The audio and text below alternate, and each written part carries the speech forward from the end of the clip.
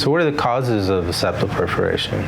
Well, the most common cause, believe it or not, is nose picking or surgery. So surgeries that can cause a septal perforation are a rhinoplasty, a septoplasty for deviated septum, or sinus surgery, where sometimes a surgeon may move the septum so they have better access to the sinus cavities. Those are the most common causes of septal perforation. Other causes include drug abuse, prescription medication abuse, such as nasal sprays, like Afrin is the most common one, or allergy medications, such as Flonase.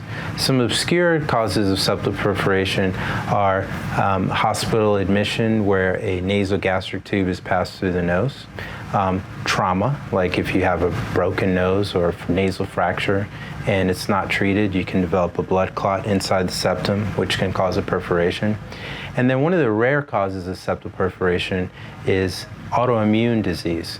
So there's some granulomatous vascular diseases that can cause a compromise of blood supply in the nose and cause a septal perforation. So it's kind of a wide variety of reasons for a perforation, but I would say the two most common are going to be nose picking and a previous surgery on the nose itself.